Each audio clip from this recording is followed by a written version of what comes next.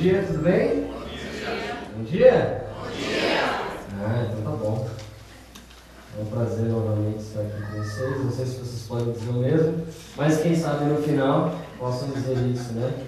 Queria convidar você a abrir no livro de 2 Samuel, segundo livro de Samuel, no capítulo 16, no verso 5.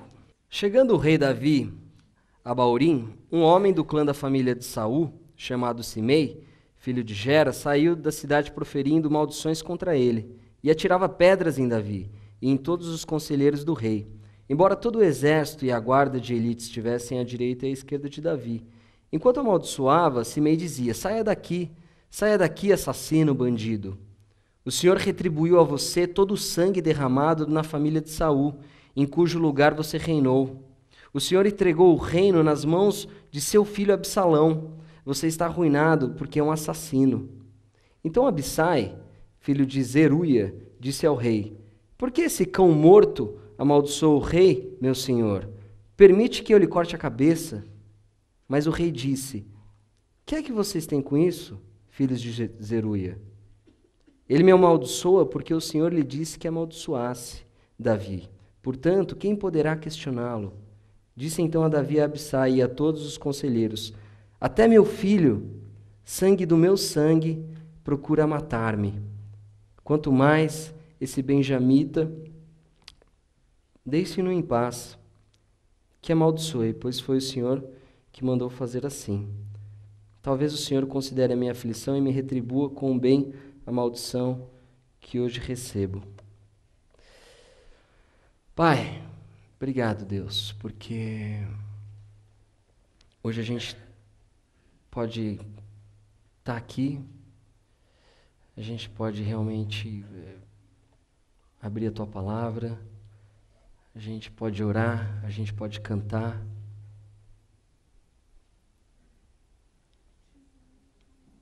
Senhor, que Teu Espírito venha habitar no nosso meio, Pai. Que o que o Senhor veio falar hoje aqui, o Senhor conclua. E não seja eu falando, Pai, mas o Teu Espírito tocando nos nossos corações. Caminhe livremente, à vontade, por todo o coração aqui, Pai. Por cada vida, transformando, que hoje seja um dia de transformação, não um dia igual a todos os outros. É isso que eu peço, no nome de Jesus. Amém. Eu queria fazer uma pergunta para vocês, né? Hoje a gente está falando, o tema é como os nossos pais, a gente querendo olhar um pouco da perspectiva dos nossos filhos. Mas hoje eu queria olhar para uma realidade. Eu queria olhar hoje para o que a gente está vivendo.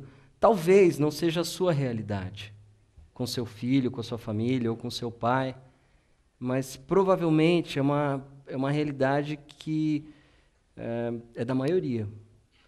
E será que os nossos ídolos ainda são os mesmos? Bom, lá em casa, quando a gente tenta encontrar um ídolo em comum, o único que a gente lembra é o Elvis, eu e meu pai, né? Se você não entendeu por que essas pessoas estão rindo, provavelmente um dia você entenderá. E, enfim, mas eu gosto da época rock and roll do Elvis, meu pai gosta da época brega do Elvis. Mas a gente gosta do Elvis, então assim, a gente conseguiu encontrar esse ponto aí de contato do nosso gosto, né? Enfim, se você procurar lá nas fotos na comunidade da CB Moema, provavelmente você vai identificar quem é o meu pai. Enfim, tem uma pesquisa, e é um dado aqui recente, na verdade não foi feito no Brasil, mas foi feito nos Estados Unidos por uma agência de pesquisa que faz esse tipo de trabalho lá, principalmente voltado para igrejas, e num ranking, pensando na questão de influência em relação aos jovens e adolescentes, olha como é que está hoje o cenário. Em primeiro lugar, a influência absoluta lá na frente sobre os nossos jovens e adolescentes é a mídia. Em segundo lugar, vem os amigos. Em terceiro lugar, vem a família, os pais. E em quarto lugar, vem a escola. Ou seja, a igreja nem apareceu nesse ranking aí. Mas é interessante porque, em algum momento, os pais já ocuparam esse primeiro lugar de influência na vida dos filhos. Ou estou enganado? Eu acho que a gente sempre conversa, né? A gente sempre ouve, e sei lá, eu acho que vocês também devem ter ouvido, porque na minha época era diferente, na minha época não era assim. Na minha época, meu, se você fizesse isso, tomava uma, ou se não, na minha época isso daí, meu, você nem pensava que isso pudesse acontecer, e esse tipo de coisa, esse tipo de comentário você já ouviu do seu pai, provavelmente. Então, você que hoje tem já, sei lá, um pouco mais de 30, com certeza já ouviu. Quem hoje tem 50 já ouviu. E eu, que tenho os meus 20 e poucos, também já ouvi. Já ouvi meu pai, já ouvi minha mãe, já ouvi outras pessoas dizendo que na minha época era diferente. E parece que existe um processo aí gradativo que está mudando esse cenário. E por que será que os pais não ocupam mais esse lugar? Por que será que as coisas estão mudando? Será que é porque, não sei, a juventude cada vez está pior ou, não sei, mais rebelde? Enfim, o que está acontecendo aqui? Só para a gente ter um pouco mais de pano de fundo do que aconteceu no último século, o que vem acontecendo desde o último século, e todos nós aqui nessa sala fomos afetados por isso, porque não tem ninguém aqui, eu imagino que seja dos 1800 e tralalá. Então, todos nós, de alguma maneira, fomos afetados por esse processo cultural que vem desde o começo do século XX acontecendo. Esse processo vem em dois fatores. Ele vem primeiro na parte cultural e ele vem segundo na parte econômica. A parte cultural, o que acontece? Você tinha um modelo, que era um modelo que combinava as duas coisas, tanto a parte cultural quanto a parte econômica. Era um modelo burguês de funcionamento de tudo, né? Então, nos Estados Unidos, e tem um trabalho muito famoso que vai dizer que é a ética protestante, né?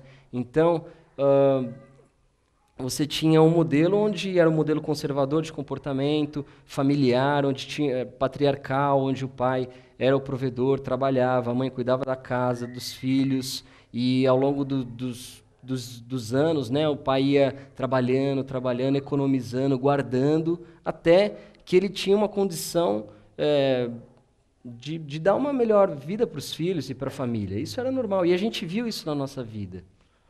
Eu, por exemplo, vi isso muito com o meu avô. E eu vi ele vindo lá do interior de Minas, bem novo, ralando bastante, e teve uma posição muito privilegiada em vida. Trabalhou bastante, economizou. Então, essa era a lógica do funcionamento. E a gente, por estar no Brasil, acho que tudo isso que acontece, principalmente lá fora, tem um delay aqui, né? Então, chega um pouco atrasado. Então, a gente ainda viu por algum tempo isso acontecendo aqui na nossa realidade. O que acontece nesse momento, no século XX, é que isso vai mudando. Culturalmente, vem uma ideia chamada, que está mais voltada ao movimento artístico, intelectual, que é o que a gente chama de modernismo, que é uma corrente que vem rompendo com praticamente tudo. Vem rompendo com a tradição, vem rompendo com tudo aquilo que se tornou velho. Então tem uma rejeição pela tradição, uma rejeição pelo que é velho. O que acontece agora é uma obsessão pelo novo. E essa obsessão é cada vez mais... Fica à vontade. E essa é uma obsessão cada vez maior pelo novo, pelo aquilo que de alguma maneira rompe com o antigo. Só que isso até então se contrapunha com esse modelo da burguesia industrial. Esse modelo que vinha ditando as regras. Era um modelo autoritário, disciplinar. Então, você tinha que ter regras bem claras, e, enfim, a gente conhece mais ou menos o modelo, como as coisas tinham que acontecer para a pessoa prosperar na vida. Só que isso vai rompendo ao longo dos anos, porque o que acontece? O modelo econômico ele já não vai entrando de acordo com esse modelo cultural. Então ele vai rompendo. O que acontece? A produção e o próprio capitalismo, nesse sentido, sabota o modelo cultural que ele tinha, esse modelo disciplinar e, enfim, autoritário. Ele vai começar a romper. Por que ele começa a fazer? Ele começa a produzir em larga escala. Depois da Segunda Guerra, tem um grande aumento na questão da publicidade. E isso começa a ditar um novo regime, uma nova lógica e uma nova economia, onde aparece uma coisa chamada crédito. E você não precisa mais economizar para comprar. Você simplesmente vai lá e compra, e você vai pagando. Ou seja, você começa a satisfazer as suas necessidades e aquilo que você quer agora. E você não vai lá, e você não trabalha, e você não economiza e junta, para que você tenha a oportunidade de um dia adquirir aquilo que você quer. Então isso começa a ditar um novo contexto para as pessoas, uma nova mentalidade. E nessa mentalidade, a geração de hoje não teve nem contato com o outro modelo.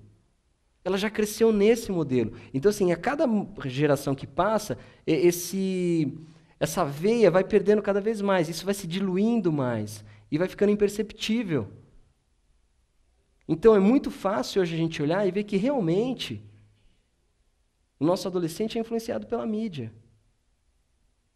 Por quê? Porque hoje quem dita o comportamento e na verdade, quem legitima essa ordem cultural é a mídia. E essa lógica, ela obedece a dois pilares, que é o hedonismo e o individualismo,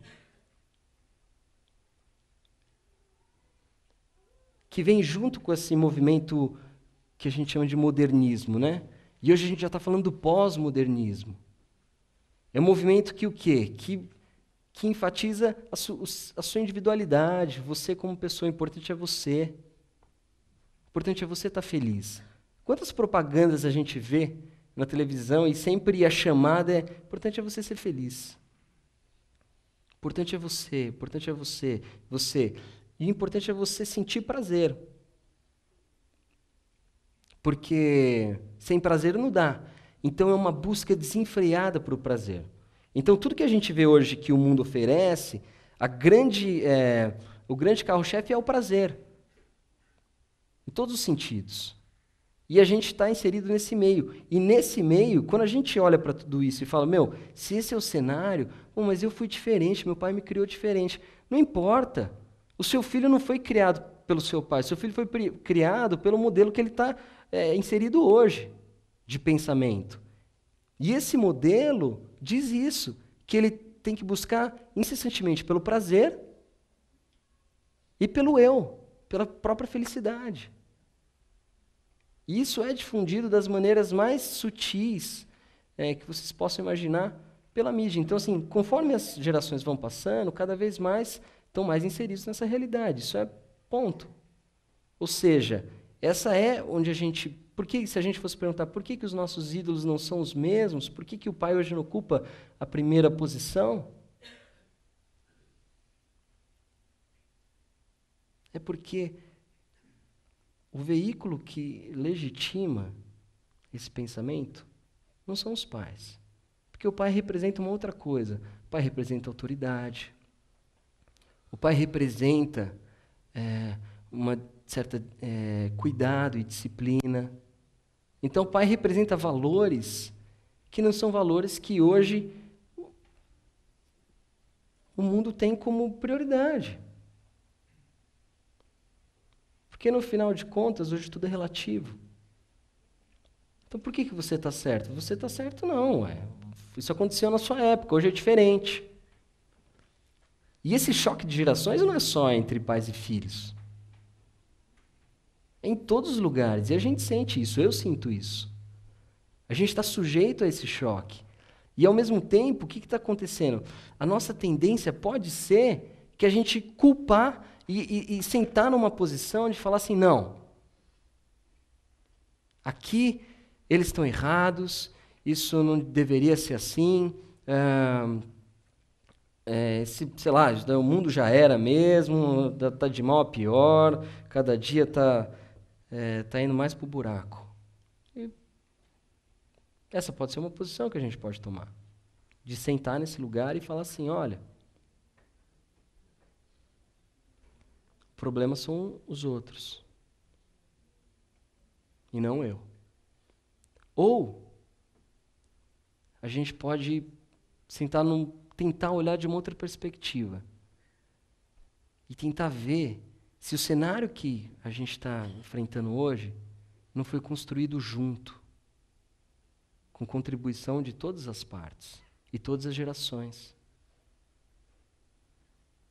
Eu quis dar esse contexto um pouco mais histórico, sociológico, para a gente entender que isso não é simplesmente uma questão de rebeldia e que hoje está tudo já era. Não é isso. É que realmente isso foi construído, isso é uma construção. E mentalidade, ideologia é uma construção. Isso está sendo construído há muito tempo e a gente não está vendo. Eu li com vocês um texto e hoje eu quero abordar essa história. Não vai dar para a gente ler toda, porque ela está, enfim, está dentro aí de provavelmente uns 4, 5 capítulos do segundo livro de Samuel. Então, eu vou, na verdade, contar a história para vocês. E aqui é interessante que, como eu li com vocês, Davi fala: até meu filho, sangue do meu sangue, procura matar-me. Quanto mais esse benjamita, deixe-no em paz, que amaldiçoe, pois foi o Senhor que mandou fazer isso.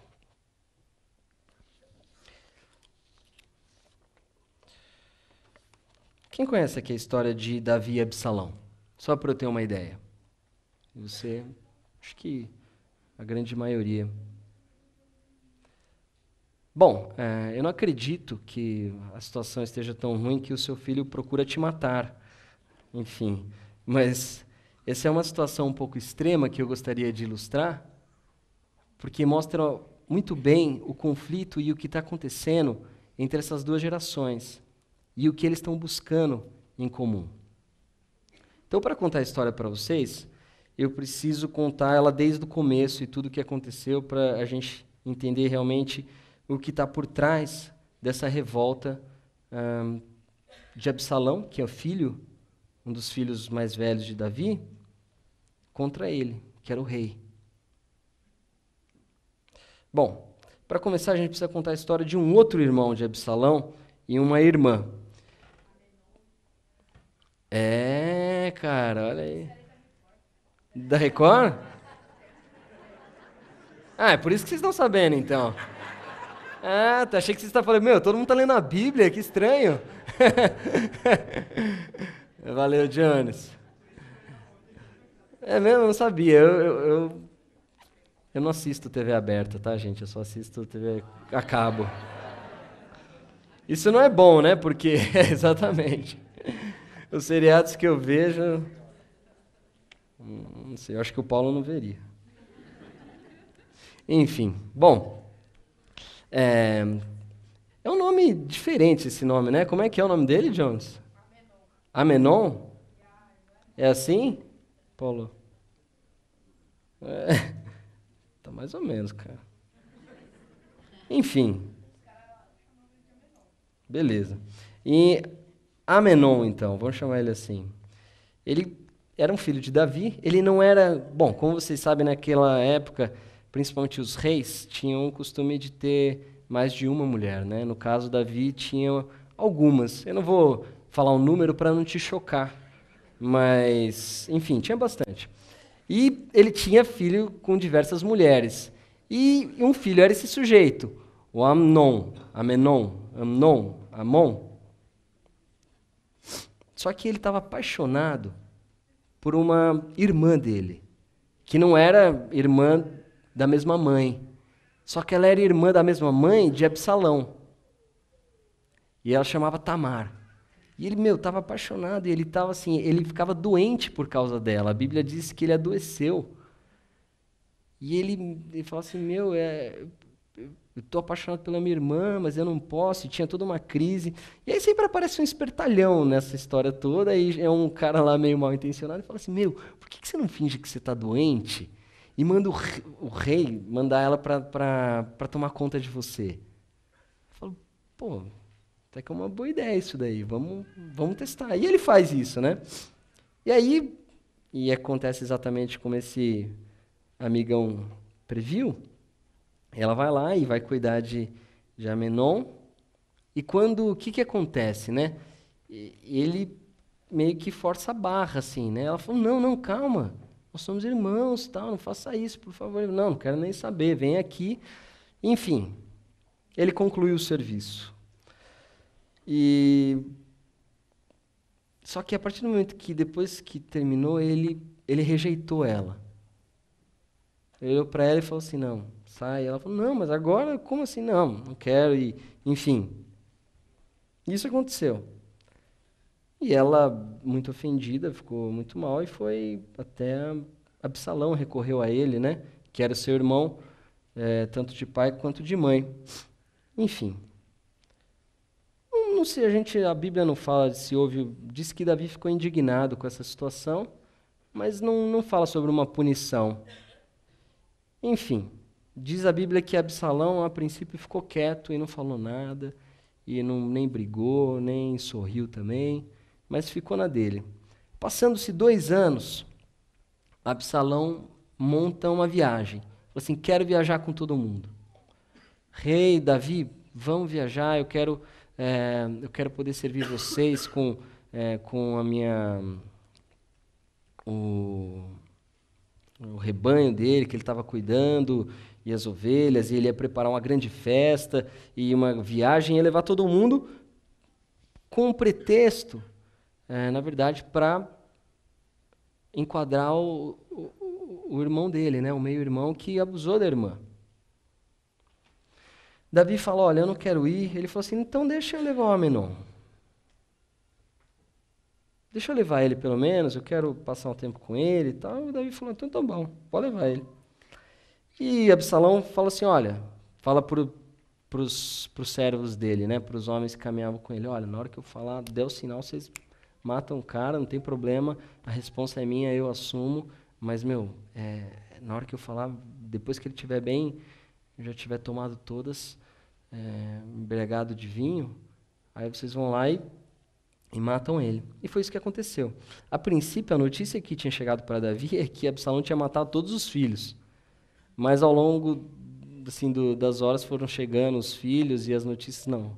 Foi só Amenon que ele matou. Óbvio, Absalão nem voltou para casa.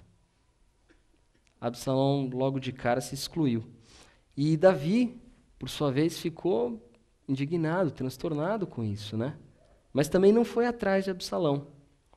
E se passaram aí cerca de uns 3 anos, Joabe, que é um servo de Davi, mas que também nutria alguma simpatia por Absalão, falou, deu um jeito, criou toda uma situação para que o rei ficasse sensibilizado e trouxesse novamente Absalão de volta para sua presença e para o dia a dia do reino. E Davi até que concorda, fala, tudo bem, pode trazer. Só que mesmo depois que Joabe traz Absalão, Davi fica, e Absalão vem para Jerusalém, Davi fica 2 anos sem receber Absalão na sua presença. Só depois de 2 anos que ele vai ter com Absalão. Ou seja, você tem aí 5 anos de nenhum contato. Enfim, ao longo desse tempo, foi o tempo suficiente para Absalão criar uma conspiração, juntar um exército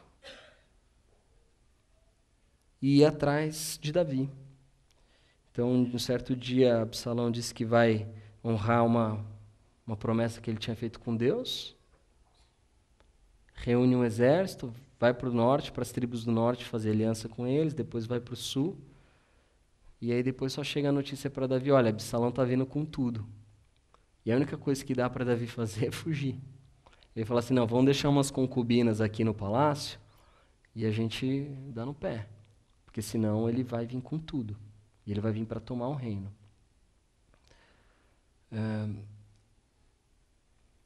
O que acaba acontecendo é que, nessa revolta, o grande medo, parece que Davi, ele tinha uma posição até que, não sei, conformada com isso, né? Você não vê ele criando muitas estratégias para bater de frente com Absalão. Mas o grande lance é que o apoio maior da população e talvez das pessoas chaves ficaram com Davi. E nesse embate, nesse conflito, quem acaba sendo derrotado é Absalão. E Absalão não só é derrotado, como é morto também. E isso foi o que aconteceu. Essa é a história de Absalão e Davi. O que isso tem a ver com a gente? O que a gente pode extrair dessa história? Provavelmente, eu acho que é o que eu falei desde o começo. Eu não acho que talvez não seja o caso de vocês, ou talvez da maioria. Talvez possa falar assim, Lipe, lá em casa tá jóia. A gente está numa fase boa, as crianças estão bem, os meninos estão bem. Ou se nós pode falar, Lipe, lá em casa meu pai tá jóia, a gente está numa relação super bacana. Então, talvez a mensagem de hoje para você seja mais uma prevenção. Para que você possa reconhecer alguns sinais do que pode vir a acontecer. Ou não, ou você hoje está vivendo uma crise em casa. E você não entende muito bem o que está acontecendo. Você não entende muito bem o porquê seu filho não quer falar com você. Ou porque chegou num nível tão chato que as coisas são só hostilidade e troca de insultos e intolerância. Talvez você não saiba porque chegou nesse ponto. E mesmo que tenha chegado, eu acho que é o que eu falei, as coisas não estão tão ruins assim ao ponto dos filhos irem para matar o pai, né? Tirando alguns casos que a gente vê, e a gente vê isso sempre nas notícias, na mídia, que acontece esse tipo de coisa. Mas eu acho que talvez não seja o caso, né? As coisas não estejam tão ruins assim.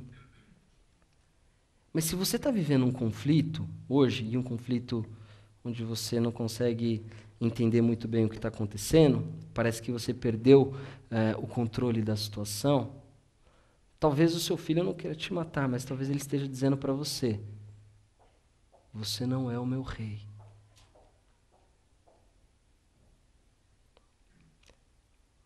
Você não é autoridade sobre mim. Você não manda em mim. Talvez você esteja ouvindo isso de inúmeras maneiras. Às vezes não necessariamente com palavras. Gente, muros e barreiras são construídos lentamente.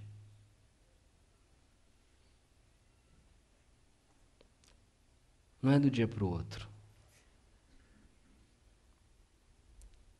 Uma barreira que a gente constrói entre duas pessoas, entre um pai e um filho, entre um marido e uma mulher, entre amigos, entre irmãos, um muro impenetrável, não se constrói do dia para a noite.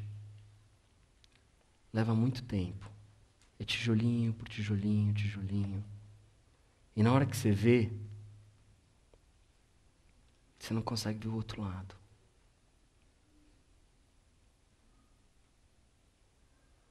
Entre Davi e Absalão, se passaram, no mínimo, eles tiveram 7 anos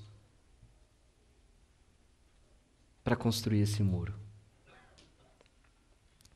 Tiveram 7 anos, desde que aconteceu o evento com Tamar, até a revolta de Absalão. Então, 2 anos até Absalão fazer o que ele fez, depois mais 3 anos de exílio, depois mais 2 anos sem contato com Davi.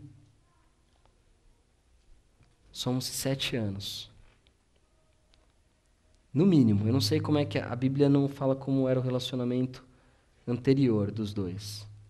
Mas no mínimo eles tiveram 7 anos para construir uma barreira que depois não foi vencida.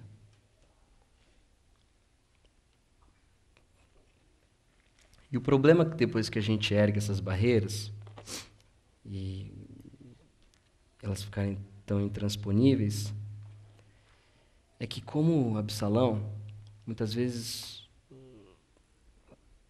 as pessoas vão buscar os seus aliados. E o filho que está construindo essa barreira vai buscar aliados para dizer para ele que não. Ele tem direito à independência dele. Ele tem direito a dizer para o pai que o pai não manda nele.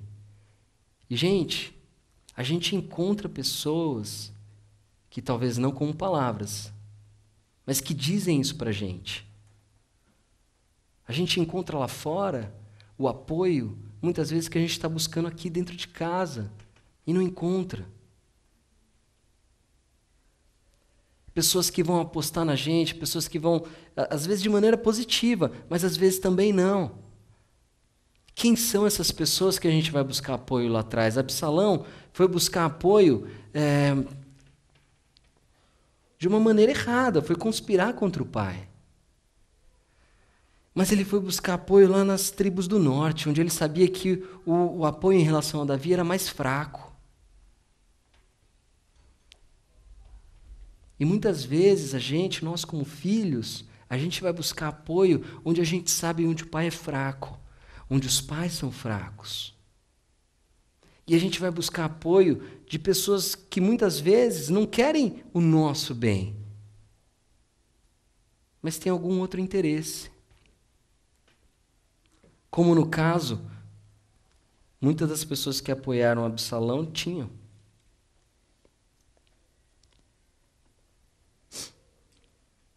E para que a gente não se engane, como é fácil dividir um reino, é fácil dividir uma família também. Com as pessoas certas. Absalão não era um sujeito qualquer. Absalão era, dentro aí da linhagem de Davi, provavelmente o sucessor dele. Ele era admirado por todo o reino. Aqui, você não precisa abrir se você não quiser.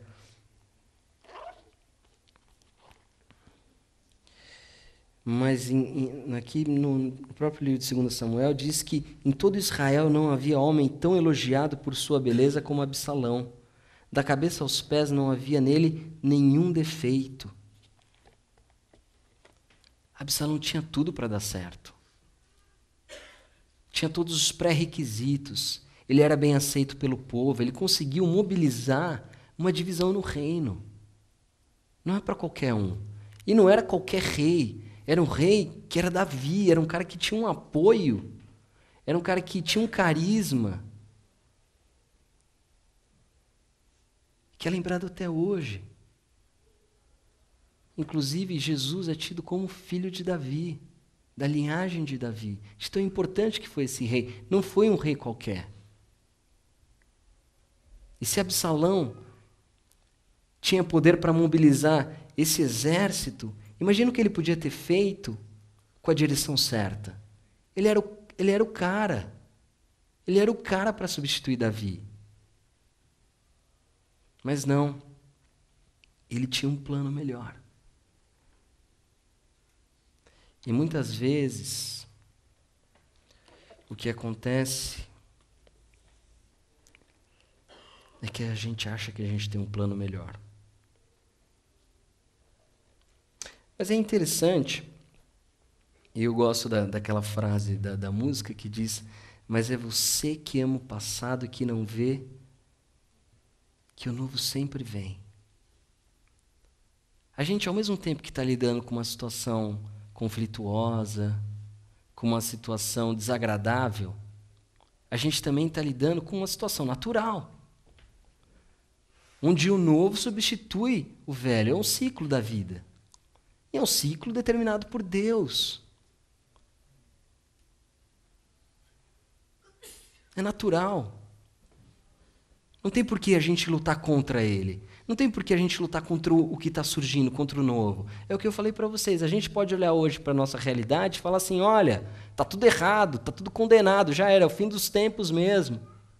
Ou a gente pode falar assim: não, essa é uma oportunidade para eu me aproximar do meu filho do jeito que o meu pai não teve para se aproximar de mim.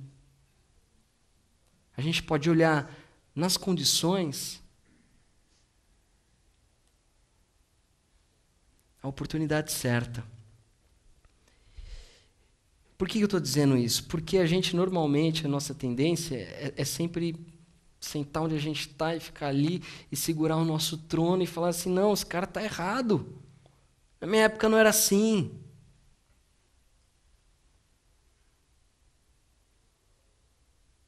Só que tem um lado, muitas vezes, que a gente não percebe, a gente não vê.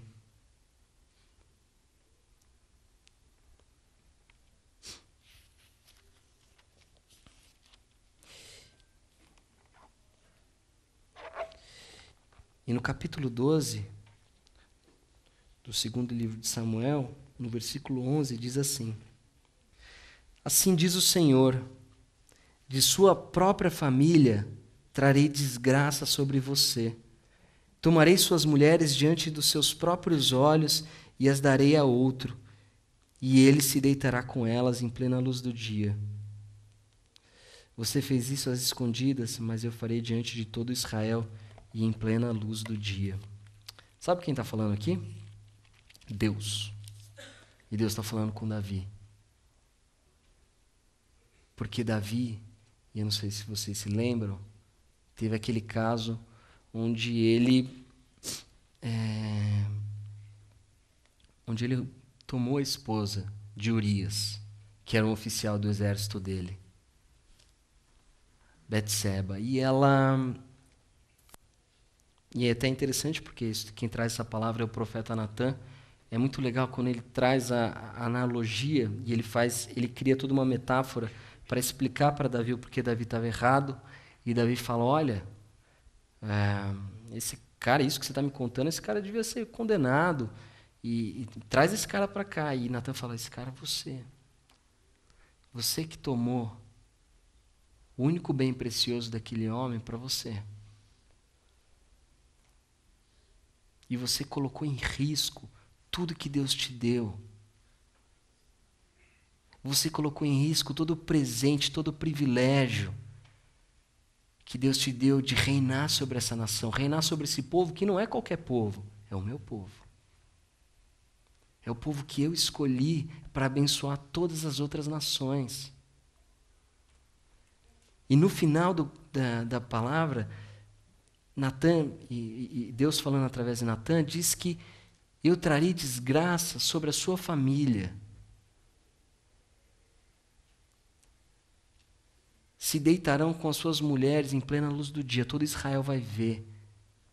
O que você fez escondido. Mas a consequência do que você fez vai ser a luz do dia, para todo mundo ver. Isso é verdade. Quando Davi foge de Absalão, ele deixa as concubinas no palácio. E quando eles chegam no palácio, Absalão e os oficiais, o conselho que dão para Absalão é que ele se deite com todas elas, para humilhar o pai. Por que eu estou dizendo isso? Porque muitas vezes, aquele que é detentor do reino, o governante, no caso, aquele que detém a patente de poder, ele mesmo não respeita aquilo que Deus deu para ele. E muitas vezes, e não é uma questão de justificar qualquer comportamento que seu filho possa estar tendo. E talvez não seja o seu caso, mas muitas vezes o que acontece é que os pais estão tão empenhados em um projeto pessoal que esse projeto pessoal contrasta com o projeto da família e desrespeita esse projeto que Deus determinou. E o que vai acontecer é que, à medida que você não respeita aquilo que Deus te deu, os outros vão começar a olhar e também não vão respeitar. E a gente vê isso em muitas esferas, não só dentro da família. Mas quando nós mesmos, não respeitamos aquilo que Deus nos deu, aquilo perde valor para as outras pessoas que estão olhando para a gente.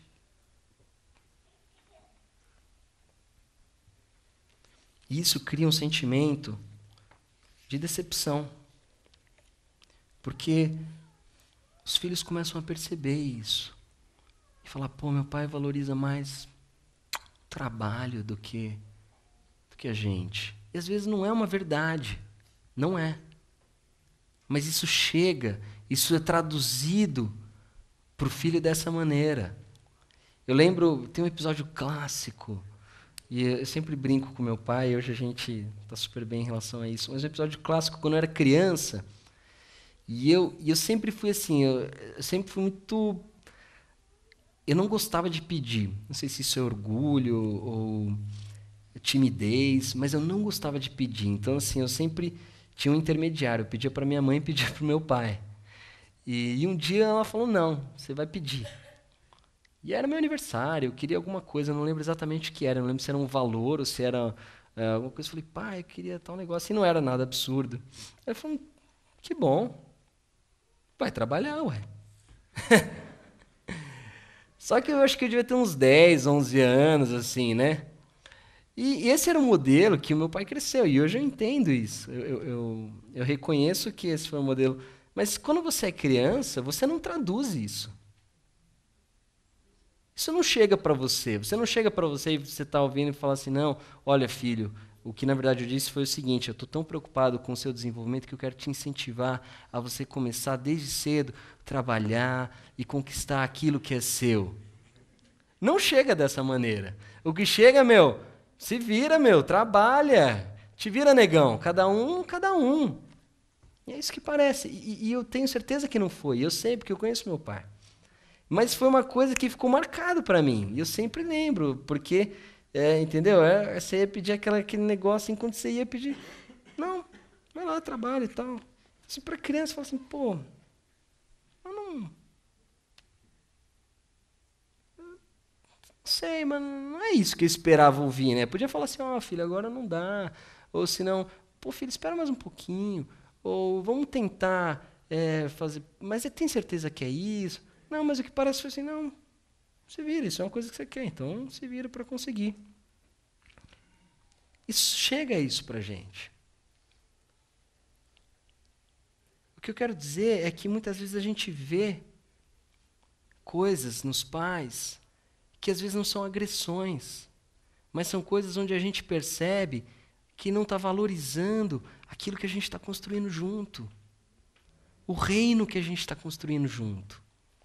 E a gente vê que muitas vezes, por os pais colocarem tudo a perder, os filhos começam a não olhar e falar assim, não, tem alguma coisa errada aí. Óbvio que esse é um cenário de seres humanos, onde todo mundo está aprendendo.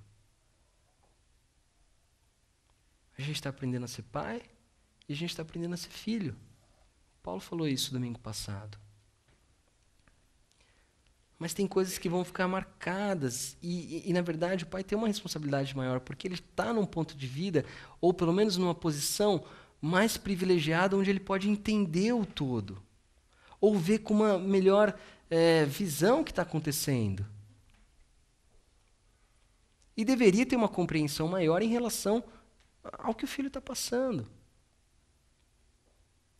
Então, muitas vezes, às vezes é por trabalho, às vezes é por uma carreira, dinheiro, ou às vezes até um caso extraconjugal, o filho vê o pai, ou os pais, a mãe também, eu estou incluindo,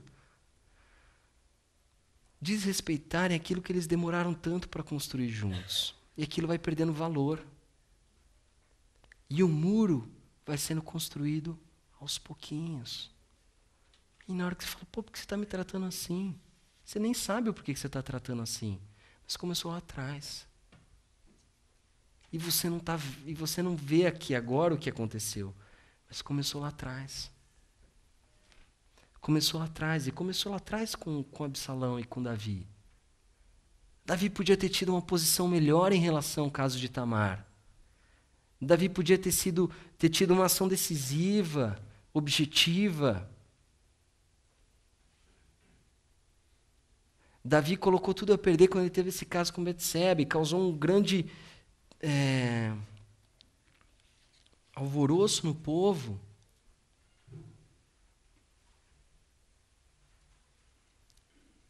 Então ele viu Davi desvalorizar aquilo que Deus tinha dado para ele. E na cabeça dele ele falou assim, cara, quer saber? Eu posso fazer melhor. Eu posso substituir o meu pai. Aliás, nessa questão do reino e de autoridade, eu acho que ele não tem nenhuma sobre mim. Porque ele não respeita o que ele tem. Ele não respeita o que Deus deu para ele. E eu não estou falando que está certo isso, pensar assim. Nem estou justificando. Mas acontece. Então são coisas que são construídas ao longo dos anos e a gente não sabe o porquê. Uma outra coisa que é interessante, que muitas vezes é também um objeto, é um obstáculo onde os pais preterem a família, que é interessante, a igreja. E eu não estou só falando aqui dos pastores e aqueles que são dedicados ao ministério de tempo integral, que tem a fama, né, de que acaba dedicando mais tempo para a igreja do que para a família, e a gente sempre ouve falar disso, ouve falar que filho de pastor dá sempre problema e tal. É ok, a gente sempre ouviu falar isso e casos acontecem, mas muitas vezes nós mesmos, e eu digo aqui no geral, a gente põe a igreja como um obstáculo. Quantas vezes eu ouvi mães e pais que chegavam para mim, tanto aqui quanto no Morumbi, depois que eu terminava um culto, eu falava, Lipe, você tem que levar a banda lá em casa, e depois que deixar tudo prontinho ali, aí meu filho chegar, você pega ele de jeito. Isso é uma armadilha. Isso é horrível. Se eu fosse, eu ia ficar muito chateado. Chateado não, mas eu ia ficar bravo, meu. O que é isso? É uma armadilha? Ninguém me avisou nada, me pegam aqui de jeito e tal. A intenção é boa. A intenção que a mãe tem no coração é eu quero que meu filho esteja aqui, eu queria ver meu filho cantando, eu queria ver meu filho envolvido, mas não é assim que faz. Não é desse jeito, não é você impondo. Porque quando você faz isso, você está desrespeitando completamente o espaço que aquele ser humano tem. O espaço da individualidade dele. Eu lembro que eu sempre falava assim, olha, que legal, eu acho, me dá o telefone do seu filho, eu vou ligar para ele, mas eu não vou na sua casa. Eu não vou lá preparar uma armadilha para ele, porque pode ser constrangedor. E eu sou jovem, e eu não gostaria que isso acontecesse comigo, então eu não posso fazer isso. Por mais boa que seja a sua intenção, e eu reconheço. Mas talvez esse não seja o jeito que deva ser feito.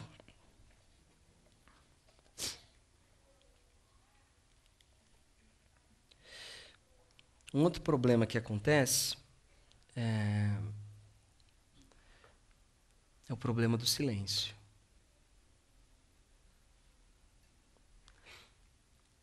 Houve um silêncio de 7 anos entre Davi e Absalão.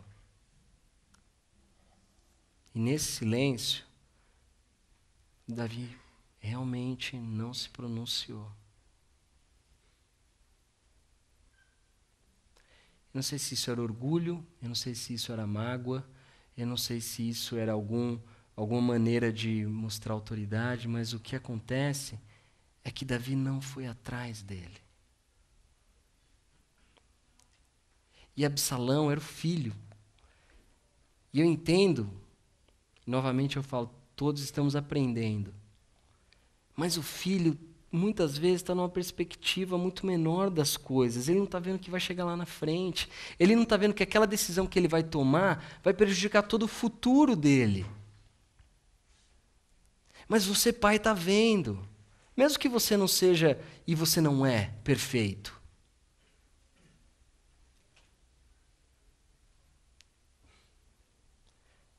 Então cabe a você ir atrás. Cabe a você dar o passo. Porque eu lembro de uma situação que aconteceu comigo. Uma vez a gente estava num ensaio e tinha um cara que tocava com a gente, mas já tinha algum tempo que ele não estava satisfeito. E assim, a direção que eu dava para o ministério não era a direção que ele queria ter. E um dia eu falei, cara, tá errado isso daí, não é assim que eu quero desse jeito e tal, não sei o que lá. E ele Ele meio assim falou assim, então tá bom, tchau. Saiu. A gente ficou olhando assim para a cara do outro e a nossa sensação era falar assim, pô, isso foi uma atitude infantil. E a gente, todo mundo olhando meio assim e tal. E eu lembro que um dos caras que eu menos esperava chegou e falou assim para mim, falou, Lipe, quem é o líder aqui? Vai lá, cara. Não deixa o cara ir embora. E é interessante, eu fui, a gente... Obviamente, era uma coisa que não estava no coração dele, a visão que a gente tinha, e não continuamos. Mas aquele dia a gente acertou e tocou e fez o que tinha que fazer. De quem que é a responsabilidade? Deus deu um presente para você. De quem é a responsabilidade? Em última análise, óbvio que você não pode ter participação nas decisões que o seu filho toma, mas você pode fazer mais. E você pode ir ao alcance dele. Você pode ir atrás dele antes que as coisas tomem uma proporção que não deveriam ter tomado. Por fim, obviamente, Absalão morre. E ele não morre porque Davi matou ele. Aliás, as ordens de Davi eram que ele não fosse tocado. Não toquem no jovem. Só que Absalão tomou uma decisão, e ele se expôs a essa decisão. E uma decisão de confrontar todo um exército. E nesse sentido, ele morreu. Ele tomou essa decisão. E ele foi morto. Gente, não tem como a gente sair ileso de uma revolta, de uma rebelião. Não tem como.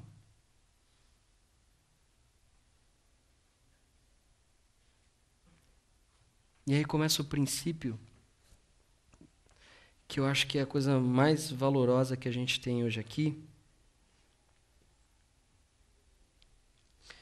E esse é só um parênteses, e você que é filho, muitas vezes a única maneira que a gente entende que a gente pode agredir os nossos pais é agredindo a nós mesmos. Você percebe que a única maneira de atingi-los e de se fazer presente e de mostrar que você está ali, que você existe, é machucando você mesmo.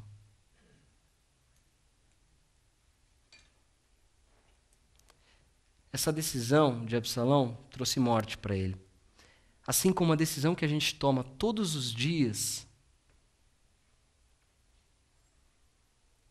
de estar afastado do nosso Pai, traz morte para a gente. E hoje aqui, se eu quisesse dar conselhos sobre como lidar com a sua família, eu teria lido algum livro dessa área, para pelo menos poder falar com um pouco mais de base.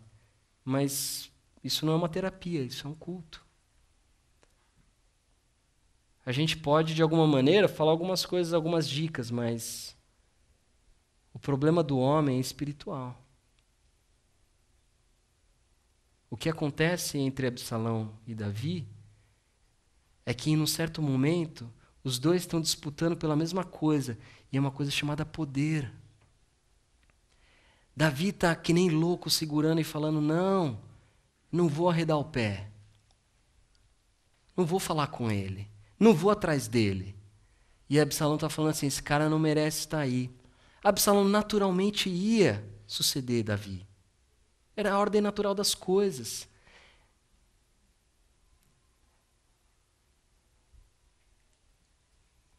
Mas ele não espera, e ele tem um plano melhor. E que nem Absalão, a gente também acha que a gente tem um plano melhor para viver a nossa vida. E o que está acontecendo e acontece nas nossas famílias é uma sinalização do que está acontecendo no nosso coração.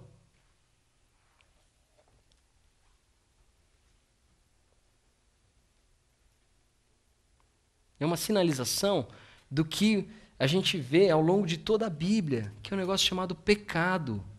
E pecado não é só imoralidade, não, gente. Aliás, o pecado não é a imoralidade. A imoralidade é a sinalização do pecado. A proposta que a serpente faz para Eva não é para ela ser malvada, malcriada. A proposta que ela faz para Eva é: olha, certamente vocês não morrerão. Deus não quer que vocês comam desse fruto, porque vocês serão conhecedores do bem e do mal, e assim serão como deuses. O que a gente vê e que está acontecendo, o que acontece, e não tem jeito, gente, a Bíblia ela está cheia de expressões e metáforas para sinalizar o relacionamento de Deus com a gente através do relacionamento familiar. Deus é nosso Pai, nós somos filhos, nós somos a noiva de Cristo. Deus se sente como um marido traído, Jesus é o filho primogênito.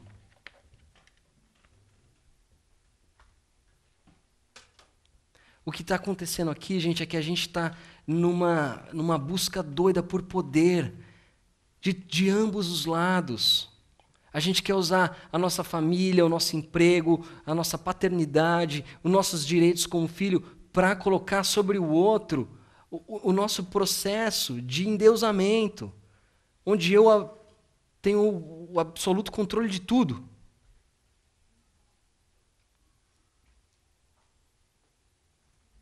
Só que isso leva para a morte. E Deus, e talvez o nome desse dia de hoje deveria ser não como os nossos pais, mas como o nosso Pai. Porque o nosso Pai é diferente. Nosso Pai é um Pai que morre pelo Filho. Nosso Pai é um Pai que abre mão de ser Deus, abre mão de toda a glória que Ele tinha lá, para morrer por nós. Para que a gente não morresse. Para que a opção que a gente tomou lá atrás, de ser independente, de falar, eu vou construir o meu próprio reino, não se concretizasse. Porque isso vai gerar morte.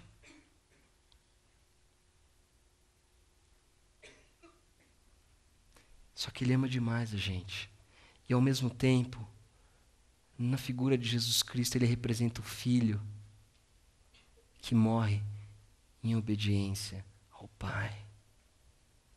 Queria te convidar a baixar sua cabeça e prestar atenção nessa música. Você não conhece.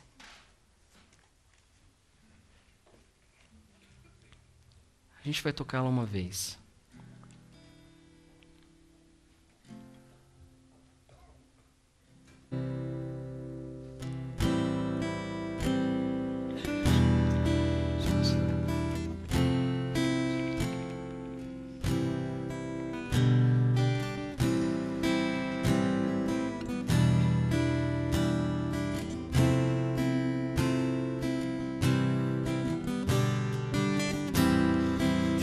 Hoje eu vejo que a vida me trouxe pra longe de quem prometi que olharia,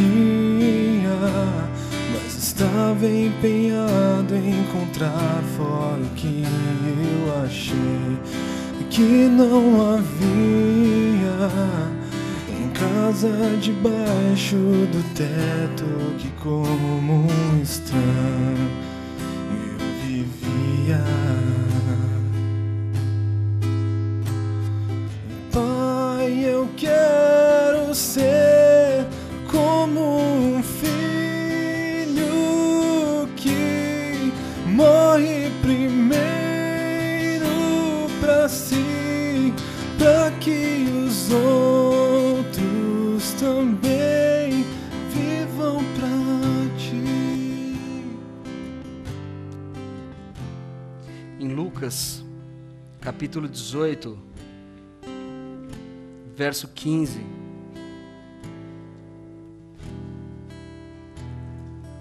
O povo também estava trazendo criancinhas para que Jesus tocasse nelas.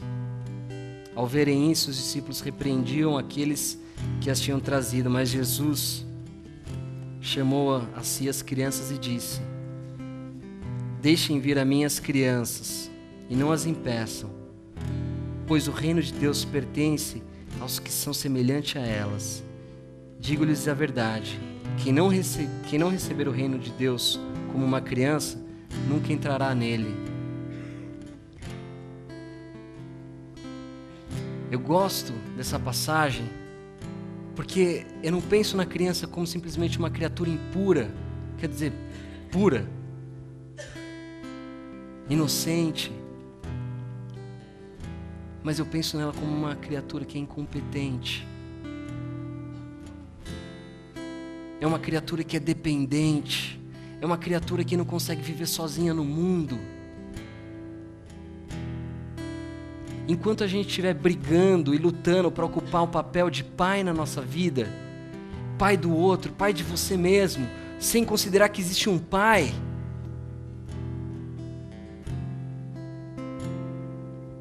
a gente vai caminhar para a morte. Mas a partir do momento que a gente entender que a gente é uma criança vulnerável, e que como um filho eu quero ser, dependente de um pai, a gente tem acesso à vida.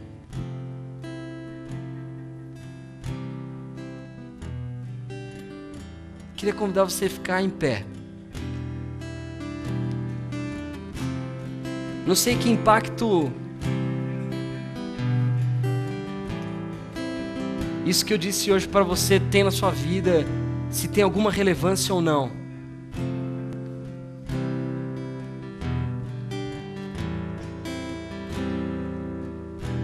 Mas não passe uma vida buscando o poder sobre o outro. A lógica do reino de Deus é diferente. A lógica do reino de Deus é um Deus que abre mão de ser Deus em prol do ser humano.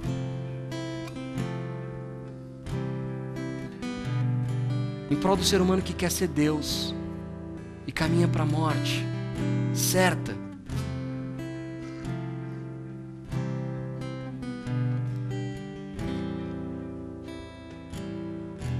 Pai,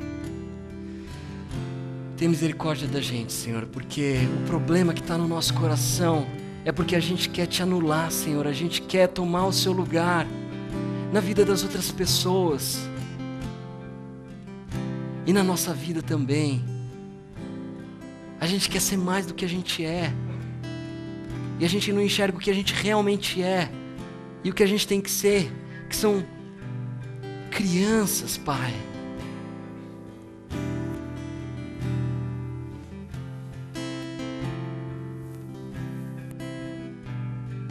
Debaixo da tua proteção, debaixo da tua mão, debaixo do teu amor, que excede todo entendimento, Pai, da tua paz, do teu sacrifício que o Senhor fez na cruz, da tua vida que a gente pode enxergar em Jesus Cristo. Pai, que hoje a gente saia daqui diferente, Senhor, que a gente não saia daqui lutando para construir o nosso reino,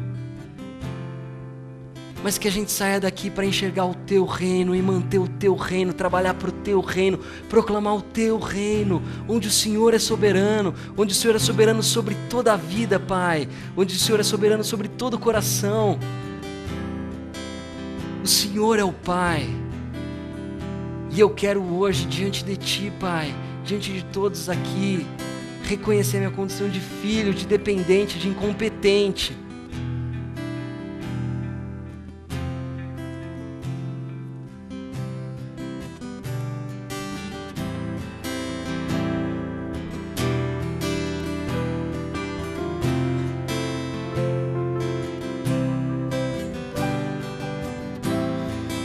Hoje eu vejo que a vida me trouxe pra longe de quem prometi que olharia,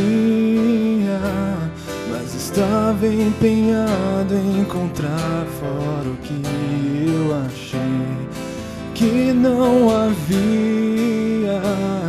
Em casa debaixo no teto que como um estranho eu vivia.